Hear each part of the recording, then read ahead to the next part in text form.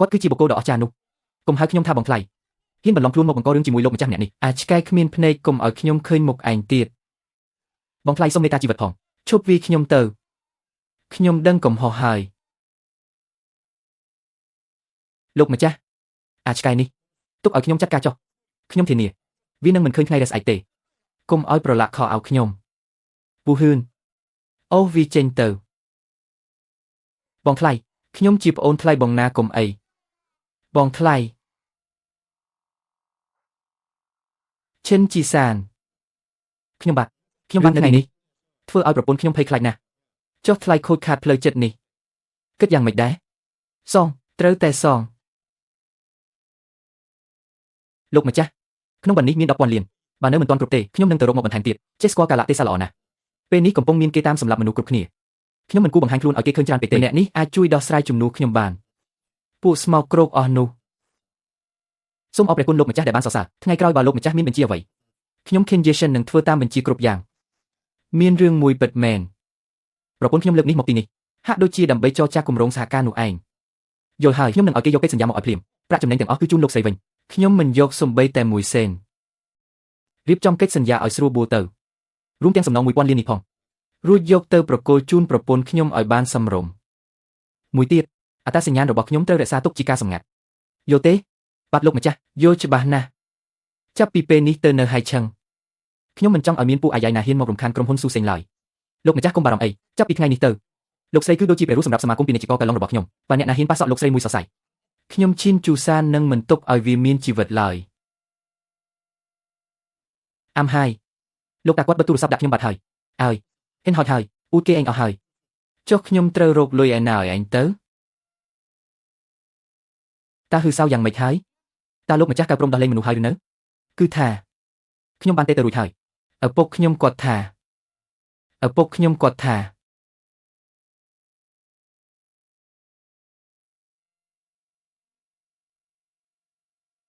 នេះអូព្រះអើយមិនក៏ចេញមកលឿនម្លេះ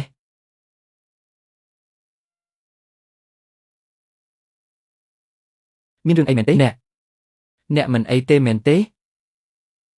ខ្ញុំមិនអីទេអ្នកនៅតែមិនទាន់អភ័យទោសឲ្យខ្ញុំមែនទេតើខ្ញុំហ៊ានមានរឿងអ្វីទៅលោកហឺមិននឹកស្មានថាគាត់ខ្លាំងដល់ថ្នាក់នេះសោះទើបតែដាក់ទូរស័ព្ទបាន1នាទីសោះក៏ដោះលែងមនុស្សឲ្យមកវិញដោយសុវត្ថិភាពបែបនេះលោកហឺលើកនេះពិតជាអរគុណអ្នកខ្លាំងណាស់ពួកគេដោះលែងមកពិតមែនតើអាចទៅរួចទេថាឪពុករបស់ខ្ញុំគឺជាអ្នកមានអំណាចលាក់មុខម្នាក់សូម្បីតែលោកកៅក៏ត្រូវទុកមុខឲ្យឪពុកខ្ញុំដែរយូឈីងមិនបាច់ចិត្តខ្ញុំទេសម្រាប់ខ្ញុំវាជារឿងតូចតាចមិនគួរឲ្យកត់សម្គាល់ទេខ្លាំងណាស់លោកហេពូកែលាក់កំបាំងពិតមែនឈូមីងហេតុអ្វីមិនប្រញាប់អរគុណលោកហេទៀតបើមិនមែនព្រោះតែលោកហេនៅថ្ងៃនេះទេនោះតើអ្នកអាចចេញមកដោយសុវត្ថិភាពបែបនេះបានដោយរបៀបណាឲ្យខ្ញុំអរគុណគាត់ឈូមីងកុំធ្វើខ្លួនមិនដឹងខ្យល់អី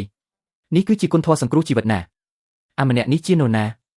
ចង់មកដណ្ដើមយកមុខមាត់ពីលើក្បាលអញនឹងឬប្រពន្ធសម្លាញ់អូនយល់ច្រឡំហើយការដែលអូនអាចចេញមកបានមិនពាក់ព័ន្ធអ្វីជាមួយម្នាក់នេះបន្តិចសោះឡើយគឺសុទ្ធតែជាស្នាដៃរបស់ប្តីអូនម្នាក់នេះឯងលោកចាំសិនឈឺមិញនេះគាត់ហៅអូនថាអ្វីប្រពន្ធខ្ញុំមានបញ្ហាអីឈឺមិញឈប់ទៅកុំហៅខ្ញុំថាប្រពន្ធទៀតអីយើងទាំងពីរបានបញ្ចប់រឿងនេះតាំងពី5ឆ្នាំមុនមកម្លេះបើមិនមែនព្រោះតែឃើញថាអ្នកជួយសង្គ្រោះខ្ញុំទេនោះខ្ញុំក៏មិនខ្វល់ពីអ្នកដែរចាប់ពីពេលនេះទៅយើងម្នាក់ដើរផ្លូវរៀងខ្លួនទៅខ្ញុំនឹកឃើញហើយជូមីងឯងគឺជាមនុស្សដែលបោះបង់យូឈីងកាលពី5ឆ្នាំមុនមែនទេ5ឆ្នាំមុនខ្ញុំគ្រាន់តែចាក់ចេញមួយរយៈប៉ុណ្ណោះប៉ុន្តែខ្ញុំសូមព្រមានអ្នកមួយម៉ាត់កុំសូម្បីតែគិតចង់ប៉ះពាល់ប្រពន្ធខ្ញុំប្រពន្ធឯងស្អីគេមិញនេះយូឈីងគេនិយាយច្បាស់ណាស់ថាម្នាក់ដើរផ្លូវរៀងខ្លួនហើយមួយទៀតថ្ងៃនេះឯងគួរតែអរគុណខ្លួនឯងទៅបើមិនមែនដោយសារតែខ្ញុំទេនោះថ្ងៃនេះទោះបីឯងមានជីវិតប៉ុន្មានក៏ដោយក៏ត្រូវតែបង់ជីវិតនៅទីនោះដែរមេរោគអើយបើដឹងថាជាមួយនេះខ្ញុំមិនជួយវាដាច់ខាតតើអ្នកប្រកាសមែនទេថាអ្នកជាអ្នកជួយសង្គ្រោះខ្ញុំគុំនិយាយរឿងឥតប្រយោជន៍អីបើមិនមែនជាខ្ញុំតើអ្នកក៏ដូចជាឯងនេះអាចធ្វើឲ្យលោកកៅព្រមដោះលែងនាងបានឬជូមីងអ្នកអាចឈប់រឹងក្បាលបានទេចង់ចាំឲ្យច្បាស់ចុះចាប់ពីពេលនេះទៅនៅក្រុងហៃឆឹងត្រូវចេះបន្ទាបខ្លួនខ្លះទៅមិនមែនរាល់ដងសុទ្ធតែមានសំណាងល្អបែបនេះរហូតនោះទេអាត្រកូជូទោះបីជាឯងចេះក្បាច់គុណក៏ដោយតែក៏ត្រូវចងចាំថារឿងជាច្រើនគឺអាស្រ័យលើខ្សែស្រឡាយនៅក្នុងបង្អែកលោកម្ចាស់ហេទើបតែជួយសង្គ្រោះអ្នកណា អាកប្បកិរិយារបស់អ្នកបែបនេះគឺមិនសមរម្យតតែសោះខ្សែស្រឡាយនឹងក្នុងបង្អែកពឹងលើអាម្នាក់នេះនឹងឬមែនហើយក៏ពឹងលើខ្ញុំនេះឯងជូមីងកាលពី5ឆ្នាំមុនឯងបានបោះបង់យូឈីងចោលខ្ញុំមិនប្រកាន់នឹងអ្នកទេប៉ុន្តែចាប់ពីថ្ងៃនេះទៅអ្នកត្រូវតែចាកចេញពីយូឈីងឯងនេះញៀននឹងការក្អេងក្អាងមែនទេចុះបើញៀនតើធ្វើម៉េចទោះបីជាខ្ញុំក្អេងក្អាងក៏ដោយក៏ខ្ញុំមានដើមទុនសម្រាប់ក្អេងក្អាងដែរឯងមានដែរឬអត់ប្រយ័ត្នតែអួតអាំងពេកត្រូវរន្ទះបាញ់ណាថ្ងៃនេះខ្ញុំអួតហើយតើធ្វើម៉េចបើខ្លាំងពូកែចាំមើលឲ្យរន្ទះមកបាញ់ខ្ញុំមើលបានថ្ងៃនេះខ្ញុំនឹងបំពេញបំណងរបស់អ្នកកំឡោះហេមកឡើយរន្ទះឲ្យមកបាញ់ខ្ញុំមក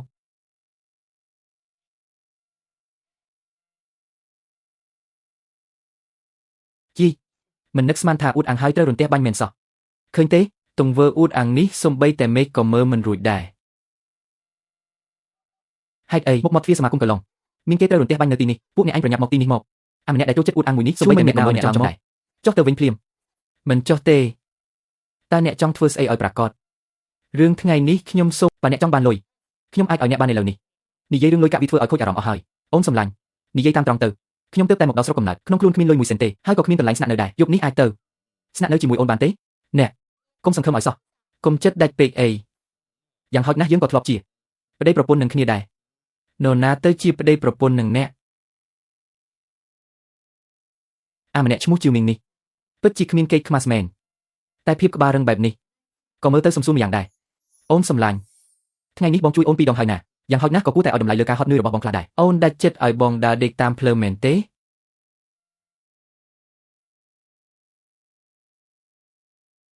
ក្នុងកាតនេះមាន5សែនចាត់ទុកថាជាលុយសំណងពេលបែកគ្នាទៅជួលសន្តាគារនៅទៅចង់នៅយូរប៉ុណ្ណាទៀតក៏បានចុះពីឡានខ្ញុំឥឡូវនេះបងមិនយកលុយទេហើយក៏មិនស្រួលខ្លួនពេលដេកសន្តាគារដែរយ៉ាងទៀតបងមានបេសកកម្មត្រូវធ្វើត្រូវតែនៅក្បែរអូនជាប់លោកវាពិតជាមនុស្សវាមែនបើលោកមិនចុះពីឡានទេខ្ញុំនឹងហៅប៉ូលីសហើយមកចុះទោះប៉ូលីសមកដល់ក៏បងនិយាយដដែលនឹងខ្ញុំកំពុងការពារសមាជិកគ្រួសារដោយស្របច្បាប់យ៉ាងណាក៏ខ្ញុំមានកម្មរិនជួយរកដែរខ្ញុំពិតជាឈួតមែនតែមកឈរនិយាយរឿងឥតប្រយោជន៍ជាមួយលោកអ៊ីឈីង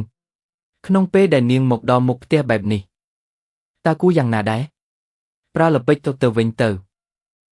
មានន័យថាម៉េចគិតមើលទៅថ្មីនេះមានមនុស្សច្រើនណាស់ដែលតាមរំខានអ្នកក្រៅពីការបង្ហាញមុខច្បាស់គឺពួកគូប្រជែងដែលចង់លេបត្របាក់ក្រុមហ៊ុនយើងនៅមានពួកលួចធ្វើបាបអ្នកពីក្រោយទៀតទោះបីខ្ញុំអាចវីតបបានក៏ដោយតែក៏មិនខ្លាំងដូចអាមួយនោះដែរយកល្អប្រាគេជាខែការពារដោយឥតគិតថ្លៃទៅ5ឆ្នាំនេះអ្នកទទួលរងទុកច្រើនណាស់ឥឡូវគេមកដល់មុខផ្ទះឲ្យយើងធ្វើបាបដល់ទីយើងគ្រាន់តែទុកគេឲ្យនៅក្រោមការគ្រប់គ្រងរបស់យើងទៅបានហើយចង់ធ្វើបាបខ្ញុំយ៉ាងណាក៏តាមចិត្តចុះបញ្ចេញកំហឹងទាំង5ឆ្នាំមកនេះមកសហការគ្នាឲ្យច្រើនទៅតើវាអាចទៅរួចទេបើគេជាមនុស្សគ្រោះថ្នាក់ធ្វើយ៉ាងម៉េចកុំបារម្ភអីមានខ្ញុំនៅទីនេះបូករួមនឹងប្រព័ន្ធសន្តិសុខក្នុងវិឡាទៀតនោះតើគេអាចធ្វើអ្វីបានក្រៅពីនេះចាំមើលខ្ញុំចុះឈូមីង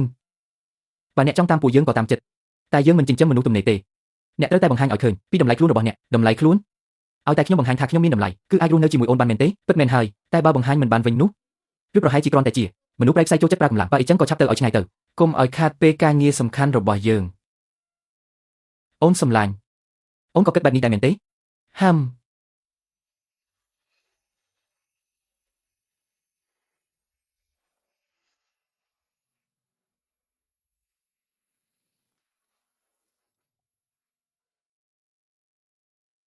អញធ្វើស្អីហ្នឹងហេអាប្រុសតកូឈូខ្ញុំឲ្យឯងបង្ហាញតម្លៃខ្លួនឯងនេះរបៀបដែលឯងបង្ហាញវា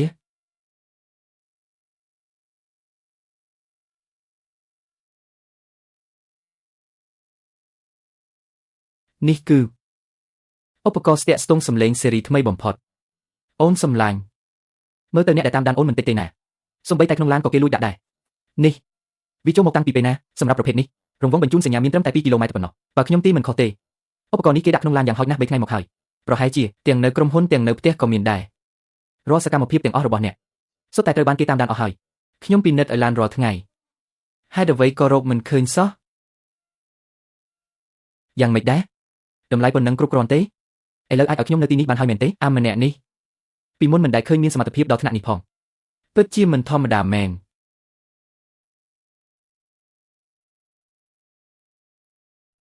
អូនសំឡាញ់ប៉ុន្មានឆ្នាំនេះរសនិយមអូនផ្លាស់ប្ដូរច្រើនណាស់ Haiអ្វីក៏សុទ្ធតែពណ៌ត្រជាក់បែបនេះមើលទៅដូចជាទឹកកកអីចឹងបើមិនពេញចិត្តចង់ទៅណាទៅមើលទៅសំភ្នែកអូននៅកន្លែងណាក៏បងមើលទៅសំភ្នែកដែរឈូមីងខ្ញុំអាចអនុញ្ញាតឲ្យអ្នកស្នាក់នៅទីនេះបានប៉ុន្តែត្រូវតែមានកិច្ចសន្យា3ចំណុចទី1ហាមចូលបន្ទប់ខ្ញុំ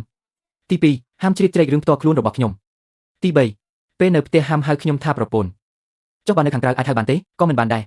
បាទប្រពន្ធសម្លាញ់អ្នកខ្ញុំបានពិនិត្យផ្ទះនេះរួចរាល់ហើយបច្ចុប្បន្នមិនទាន់ឃើញមានអ្វីខុសប្រក្រតីទេប៉ុន្តែអ៊ីជីងដើម្បីសុវត្ថិភាពពួកយើងនៅតែត្រូវមានការប្រុងប្រយ័ត្នឲ្យមែនទែនមានខ្ញុំនៅទីនេះរុយមួយក៏គុំសង្ឃឹមថានឹងហាចូលបានដែរលោកជូកុំមកនិយាយអេងអាងនៅទីនេះចាប់ពីថ្ងៃស្អែកទៅអ្នកត្រូវធ្វើជាអ្នកបើកឡាននិងអង្គរៈឲ្យខ្ញុំប្រាក់ខែ3000ឲ្យទៀនសុំទៀនឬយ៉ាងណាធ្វើក៏ធ្វើមិនធ្វើក៏ទៅបើមិនធ្វើក៏កុំមកនិយាយច្រើនបាន3000ក៏3000ហើយស៊ូអ៊ីជីងនាងកំពុងធ្វើរឿងឈួតអីទៀតហើយខ្ញុំមកថានាងវីលោកសុននៅក្លឹបកៅឡុងមែនទេនាងចង់សម្លាប់ត្រកូលស៊ូយ៉ាងណាគឺគាត់ជាអ្នកចាប់ផ្ដើមធ្វើបាបខ្ញុំមុននោះមិនមែនជាហេតុផលដែលនាងត្រូវវីលោកសុនទេឥឡូវគម្រោងសហការនេះដាច់ហើយចាំមើលថាតើនាងនឹងពន្យល់ក្រុមប្រឹក្សាភិបាលយ៉ាងណាចាស់ក្បាលខូចស៊ូជីយួននេះកាលពី3ឆ្នាំមុនគេបានជួយសង្គ្រោះក្រុមហ៊ុនតាមរយៈផ្លូវចិត្តយ៉ាងពិតប្រាកដតែគេបែរជាគិតតែរឿងដណ្ដើមអំណាចរាល់ថ្ងៃស៊ូជីយួនគឺជាពូទី2ដែលធ្លាប់បណ្ដេញអ្នកចេញពីផ្ទះត្រកូលស៊ូកាលពីពេលនោះមិនបាច់មាត់រឿងនេះជារឿងផ្ទៃក្នុងរបស់ត្រកូលសូខ្ញុំក៏មិនចង់លុកដៃដែរគ្រាន់តែមានអារម្មណ៍ឃ្លានបន្តិចអូនសម្លាញ់មានអីហូបដែរទេបងទៅងូតទឹកផ្លាស់ខោអាវសិនក្នុងទូទឹកក៏មានគុយទាវចង់ហូបក៏ទៅធ្វើខ្លួនឯងទៅសូជីយួនមែនទេក្នុងពេលដែលខ្ញុំត្រឡប់មកវិញនេះអ្នកណាដែលធ្លាប់ធ្វើបាបអ៊ីជីងពីមុនមកខ្ញុំនឹងដោះស្រាយពួកគេម្នាក់ម្ដង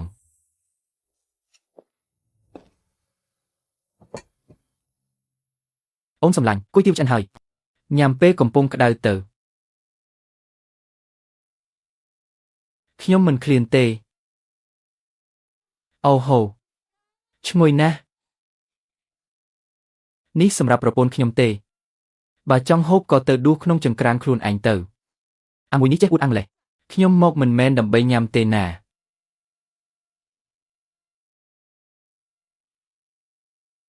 អ្នកអាប្រុសតកូជូមិនធម្មតាដែរតើអ្នកឯងចេះធ្វើម្ហូបឆ្ងាញ់ម្លេះបើទៅធ្វើចុងភៅក៏មិនអន់ដែរអូនសម្លាញ់ទោះអូនខឹងបងយ៉ាងណាក៏ដោយក៏កុំធ្វើបាបពូវៀនខ្លួនឯងអីមែនហើយយីឈៀងគេស្នាក់នៅផ្ទះអូនញ៉ាំមីគេបន្តិចបន្តួចមានអីទៅសំខាន់គឺវាឆ្ងាញ់មែនទែន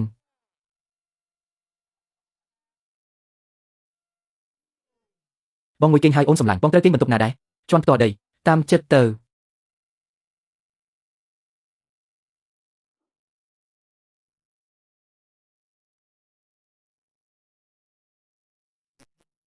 អូនសម្លាញ់ក្រអូបទេ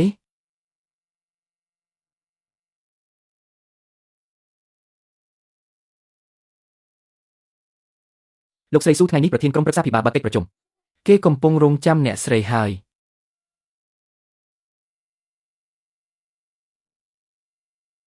ឯងចង់ធ្វើស្អីពីមុនមកគេទៅប្រជុំក្រុមប្រឹក្សាភិបាលទេឯងទៅតាមធ្វើអីការប្រជុំនេះច្បាស់ជាស្វែងរកកំហុសប្រពន្ធខ្ញុំហើយនោះជាកិច្ចការផ្ទៃក្នុងរបស់ត្រកូលសូអញជាអ្នកក្រៅចាំបាច់អីត្រូវលូកដៃចូលម្យ៉ាងទៀតឥឡូវឯងស្ថិតក្រោមការគ្រប់គ្រងរបស់ខ្ញុំ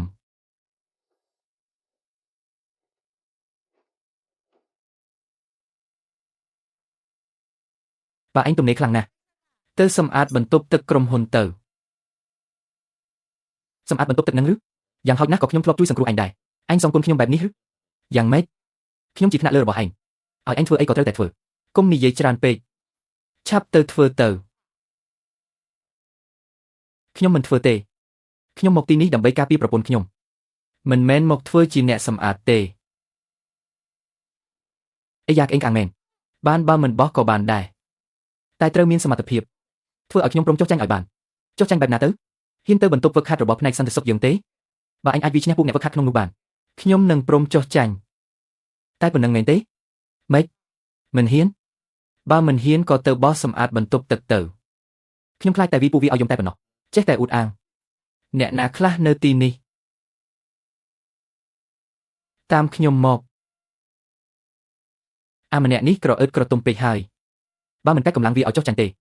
ទៅមុខទៀតនឹងគ្រប់គ្រងគ្នាមិនបានឡើយថ្ងៃនេះត្រូវតែឲ្យវាដឹងរសជាតិឈឺចាប់ខ្លះ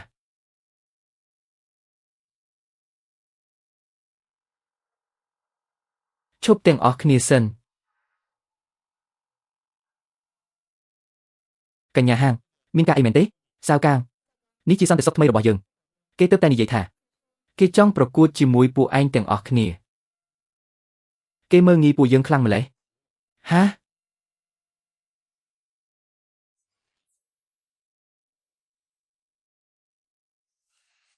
អ្នកទាំងនេះសុទ្ធតែខ្ញុំកេណ្ឌមកពីសាលាគុនតាំងសូវម្នាក់សុទ្ធតែជាអ្នកមានក្បាច់គុនសាវកាងថែមទាំងសម្រេចបានកម្រិតអ្នកជំនាញទៀតផងឈូមីងចាំមើលគេដោះស្រាយជាមួយឯងទៅម្នាក់នេះនឹងហីកញ្ញាហាងខ្ញុំប្រាំរៀមដៃតែមួយក៏អាចកំទេចវាបានដែរនេះគឺជាកម្លាំងខ្លាំងបំផុតរបស់ក្រុមសន្តិសុខឯងយកមកសាកល្បងខ្ញុំបែបនេះមិនគិតថាវាជាការប្រមាថពេកទេអូនអញហ៊ានមើលងាយពួកយើងផងបងប្អូនទាំងអស់គ្នាកុំខឹងអីមិនមែនខ្ញុំមើលងាយពួកអ្នកទេអ្វីដែលខ្ញុំចង់និយាយគឺមិនមែនដោយសារពួកអ្នកខ្សោយពេកនោះទេតែដោយសារខ្ញុំខ្លាំងពេកទោះបិទភ្នែកវីជាមួយពួកអ្នកក៏ពួកអ្នកមិនមែនជាគូប្រកួតរបស់ខ្ញុំដែរអ៊ូតអាំងណាជូមីងបើអញមានទំនុកចិត្តខ្លាំងម្ល៉េះហ៊ានភ្នាល់ជាមួយខ្ញុំទេភ្នាល់អ្វីទៅបើអញពិតជាអាចបិទភ្នែកវីជាមួយពួកគេទាំងអស់គ្នាបានហើយទទួលបានជ័យជំនះខ្ញុំនឹងយកព្រមទេចុះបើខ្ញុំឈ្នះតើអ្នកហ៊ានភ្នាល់ទេបើខ្ញុំឈ្នះជួយនិយាយអ្វីដែលល្អពីខ្ញុំទៅកាន់អូនដើម្បីឲ្យអូនបាត់ធឹងនឹងខ្ញុំតើអ្នកយល់យ៉ាងណាដែរម្នាក់នេះមិនក៏ខ្ញុំមានអារម្មណ៍ថាគេកំពុងតែដាក់អន្ទាក់ខ្ញុំអញ្ចឹងបើអ្នកមិនហ៊ានក៏មិនបាច់ដាក់អ្នកណាថាខ្ញុំមិនហ៊ានខ្ញុំមិនជឿទេថាម្នាក់នេះ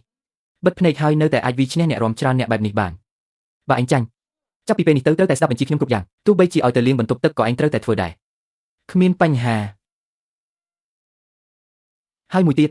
ត្រូវចំអិនម្ហូបឲ្យខ្ញុំមួយខែពេញបើចង់បានបែបនោះ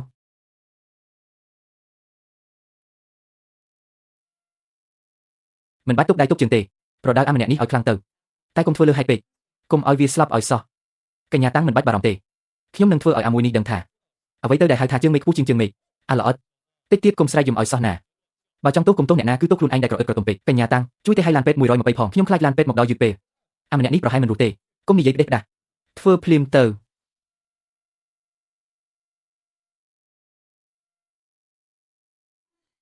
ដាំឡើយចង់ទុកមុខឲ្យខ្លះដែរតែគួរឲ្យស្ដាយដែលវាចង់ស្លាប់ខ្លួនឯងឈូមីងឲ្យនាងខ្ញុំមើលបន្តិចមកថាអញត្រូវគេដំដាប់ខ្លួនរបៀបណាថតវីដេអូទុកមួយរួចផ្ញើឲ្យយីឈីងមើលផងឲ្យនាងដឹងច្បាស់ពីសភាពខ្លួនកុំនិយាយច្រើនពេកធ្វើការទៅ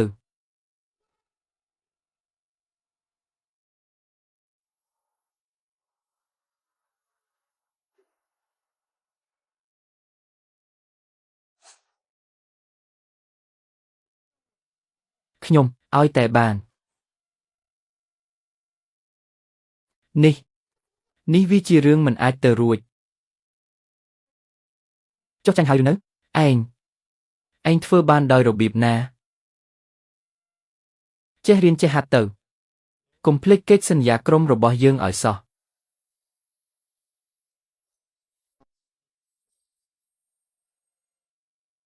ពូកែអ៊ូតឯងផឹកតែទឹកដោះគោរបស់ខ្ញុំ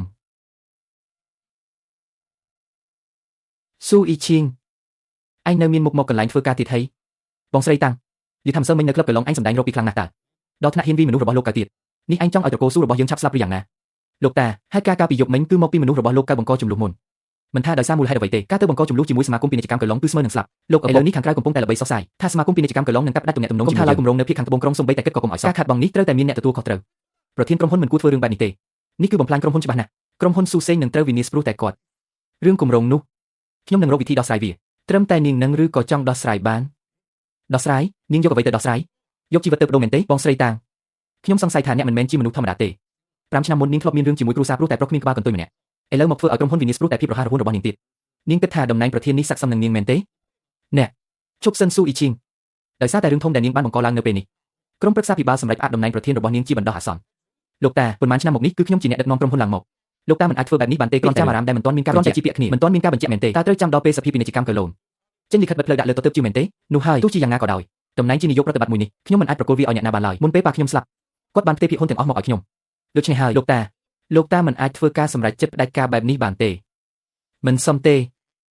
ឡូវឯងចេះរឹងរូសហើយមែនទេហ៊ានដំណត់ជាមួយខ្ញុំទៀតផងកាលពីមុនខ្ញុំមិនហ៊ានទេប៉ុន្តែគម្រោងតំបន់ខាងត្បូងក្រុងគឺជាបំណងប្រាថ្នាចុងក្រោយរបស់ខ្ញុំត្រូវតែបញ្ចប់វាដោយផ្ទាល់ដៃបានក្នុងនៅពេលដែលអ្នកថាខ្ញុំមិនអាចផ្ដាច់ការបាននោះអញ្ចឹងយើងបោះឆ្នោតសម្រេចទៅខ្ញុំស្នើឲ្យដកតំណែងនាយិកាប្រតិបត្តិរបស់ស៊ូយីឈីងចេញអ្នកណាយល់ព្រមស៊ូជាកាន់តំណែងជំនួសសូមលើកដៃឡើង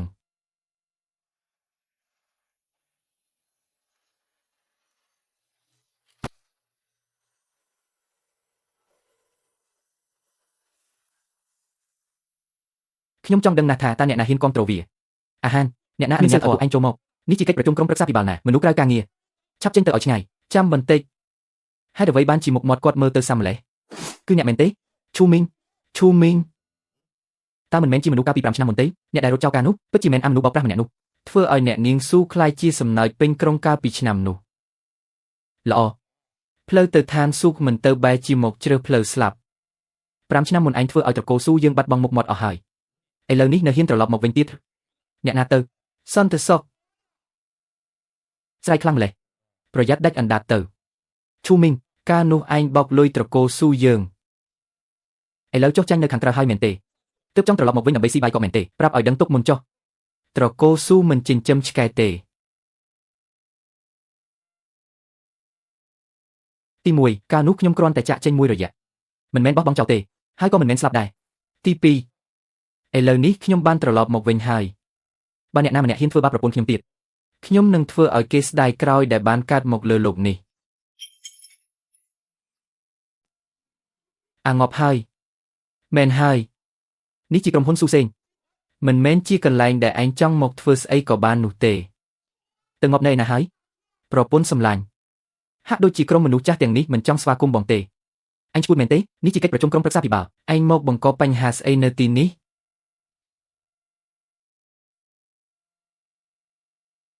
អ្នកណាដែលហ៊ានបង្កចំនួនចាំមើលថាអ្នកណាដែលចង់ស្លាប់អាលីវគឺអាម្នាក់នឹងហើយ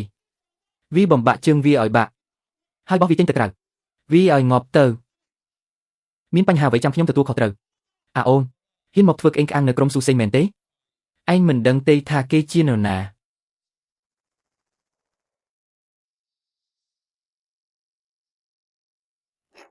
គឺជាឯង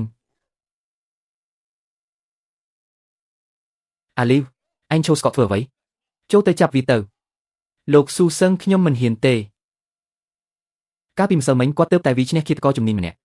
ហើយថ្ងៃនេះទៀតគាត់ថែមទាំងវាពួកអាសាវកាំងដេកអស់ទៀតផង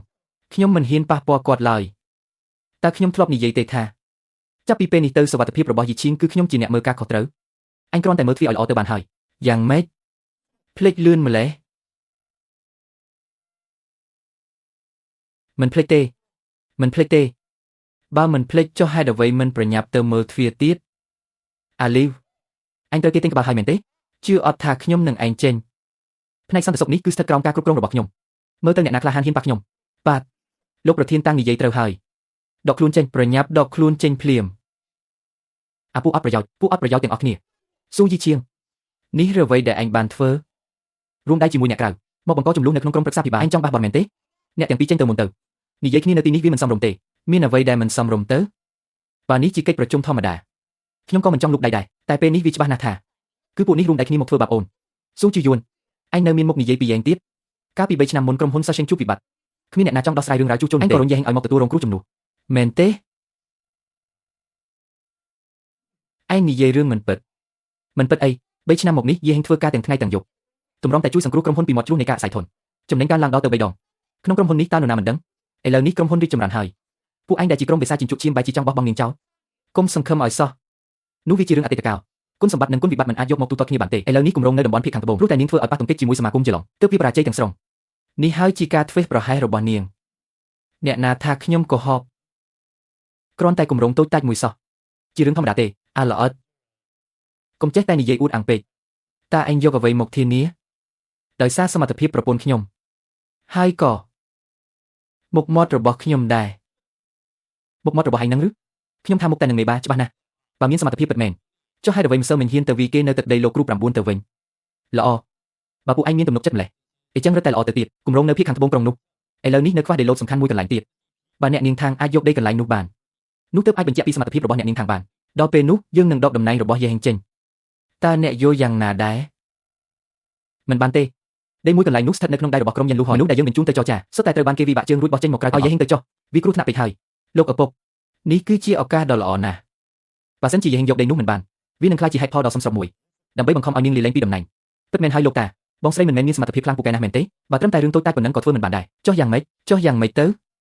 បងស្រីមិនហ៊ានមែនទេបើមិនហ៊ានដោះស្រាយបញ្ហាដីធ្លីនេះទេនោះបើអញ្ចឹងតម្លៃនៃការធ្វើជាប្រធានក្រុមហ៊ុនរបស់នាងនៅត្រង់ណាដកខ្លួនចេញពីក្រុមហ៊ុនទៅឲ្យហើយទៅហ៊ានមែនចុះហេតុអ្វីនឹងមិនហ៊ានបាន Mọt. Anhដឹងទេថាពួកក្រុមយ៉ានឡុងហ៊ុយជាមនុស្សបែបណាកុំបារម្ភអី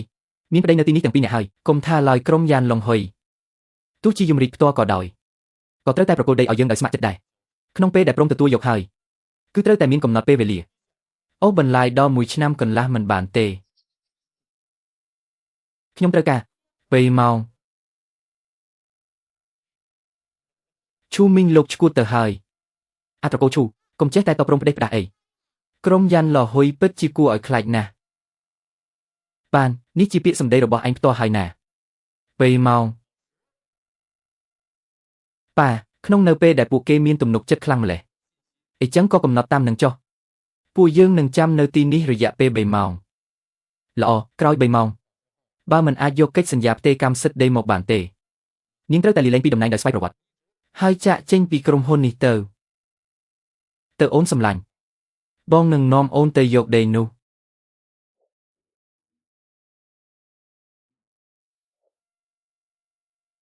3ម៉ោងនឹងណាទៅយកដីពីក្រុមយ៉ាន់ឡហ៊ុយខ្ញុំគិតថាអាមួយនេះវាច្បាស់ជាចង់ងាប់ហេះ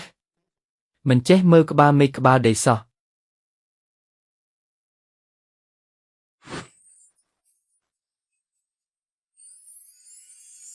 អូនប្រយ័ត្នប្រយែងផង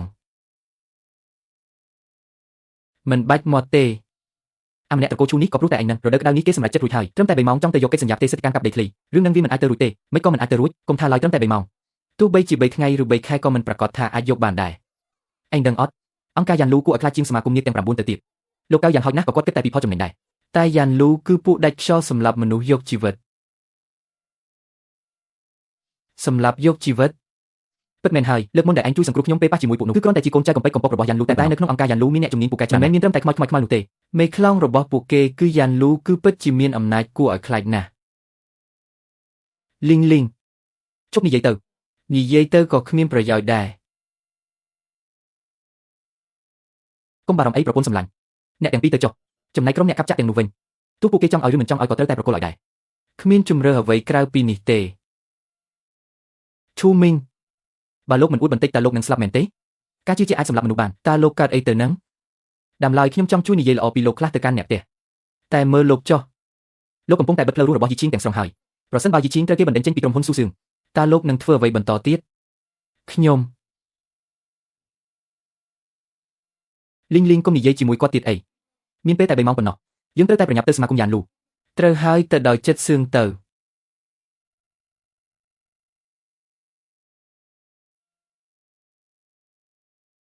ឈោស្ងៀមធ្វើអីឡើងឡានមកខ្ញុំនៅមានការងារសំខាន់ត្រូវធ្វើចំណែករឿងដីធ្លីនេះអ្នកទាំងពីរចាត់ការទៅបានហើយឈូមីងខ្ញុំពិតជាមើលមនុស្សខុសមែនមុននេះអួតខ្លួនថាខ្លាំងដល់ណាណីតែដល់ពេលត្រូវប្រឈមមុខការពិតបែរជាកំសាកទៅវិញ